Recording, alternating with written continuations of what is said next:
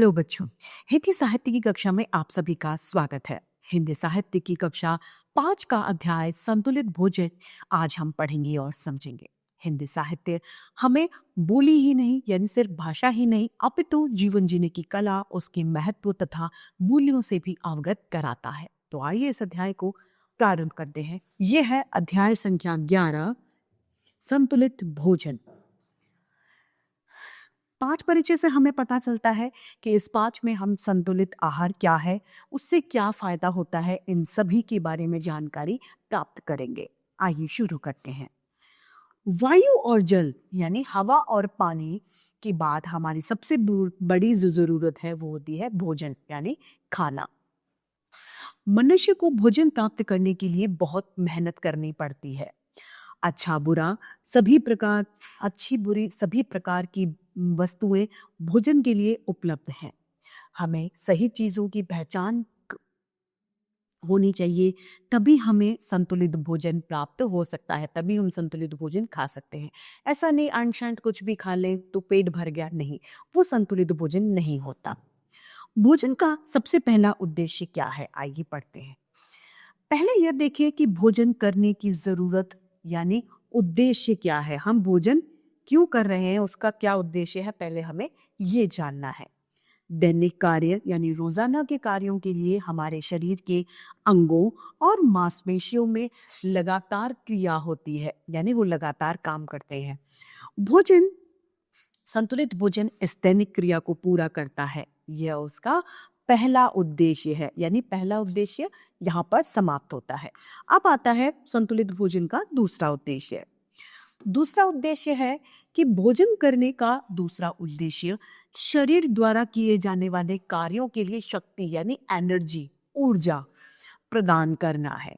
आपने अनुभव किया होगा कि समय पर भोजन न मिलने से शरीर में निर्बलता यानी कमजोरी का आभास होने लगता है कि हम कमजोर हो गए हैं। जो लोग शारीरिक श्रम ज्यादा करते हैं उन्हें ज्यादा भोजन करने की जरूरत होती है। अब भोजन करने का तीसरा उद्देश्य क्या है, इसे भी पढ़ लेते हैं। भोजन करने का तीसरा उद्देश्य है कि शरीर की विभिन्न क्रियाओं को नियमित यानी टाइम से करना और शरीर को स्वस्थ बनाए रखना। संतुलित भोजन के अभाव में बहुत प्रकार के शारीरिक रूप उत्पन्न हो जाते हैं। संतुलित भोजन यह है जिसके करने से ये तीनों उद्देश्य अच्छी तरह से पूरे होते हैं। ये उद्देश्य भोजन में उपलब्ध अनेक अलग अलग तत्वों से पूरे होते हैं। आइए अब इन तत्वों के बारे में भी हम जानकारी हासिल करते हैं। ये तत्व कौन से हैं और क्या हैं? सबसे पहला तत्व है प्रोटीन। प्रोटीन इसका मूल स्रोत वनस्पतियां हैं। क्या है? वनस्पतियां यानी सब्जियां वनस्पति हैं। हमें दूध, दही, दालों, अंडे, मांस आदि से प्रोटीन प्राप्त होता है।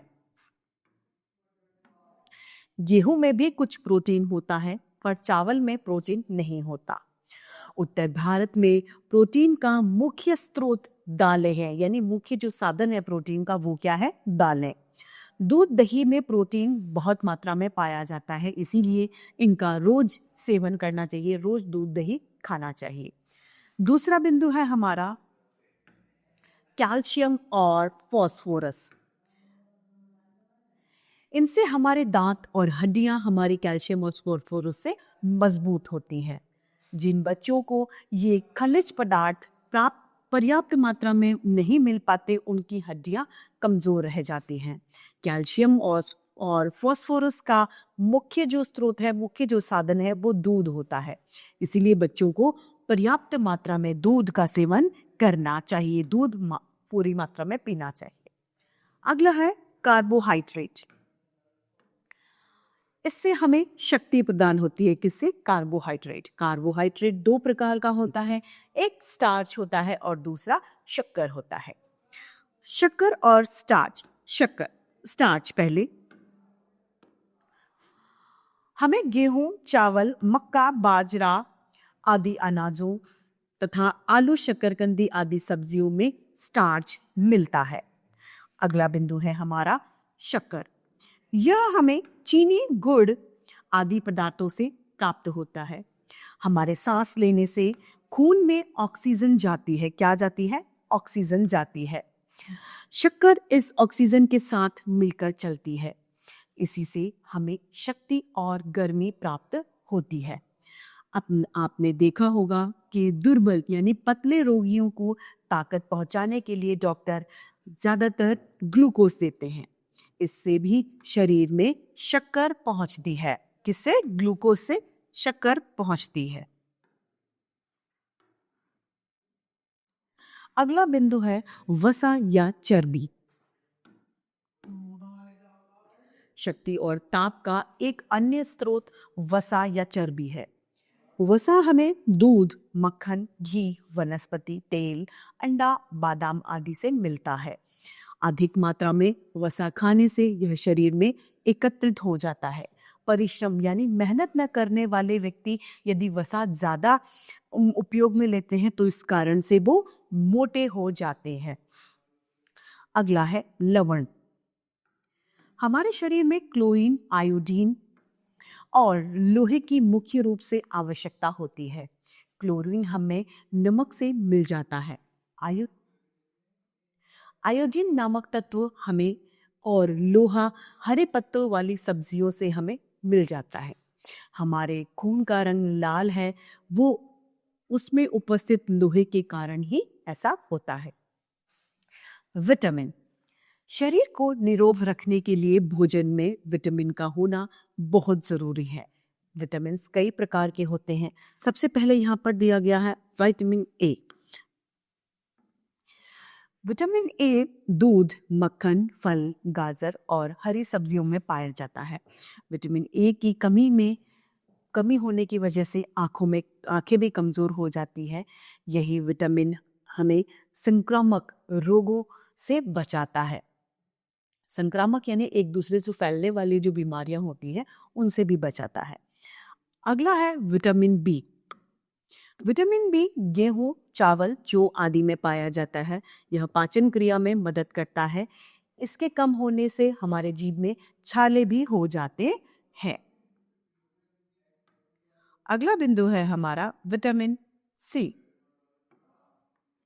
यह संतरे, आंवले जैसे खट्टे फलों, टमाटर, प्याज, अंकुरित चनों और दालों में पाया जाता है। इसकी कमी से मसूड़े कमजोर पड़ जाते हैं और हमें मुख्यतः प्रायः जुकाम रहने लगता है।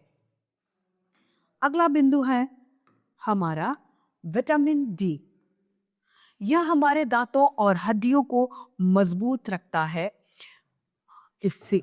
इसका सबसे अच्छा स्रोत धूप है। यह हमें दूध से भी हमें मिल सकता है। हमें यह ध्यान रखना चाहिए कि हमारा पेट इन्हीं चीजों की भाषा समझता है, जबकि हम बहुधा यानी ज्यादातर तरह तरह के प्रकार के चटपटे व्यंजन यानी खाद्य प्रकार की भोजन सामग्री खाना पसंद करते हैं। इसका अर्थ यह नहीं कि हमारा भोजन स्वादिष्ट नहीं होना चाहिए। हमें हमेशा ये बात याद रखनी चाहिए कि भोजन में स्वाद तो होना ही चाहिए और वो स्वास्थ्यवर्धक भी होना चाहिए, जिससे हमारी हेल्थ अच्छी रहे। जल भी संतुलित भोजन का एक अंग है। दिन में 8 से 10 गिलास पानी पीना यानी जल पीना जरूरी है।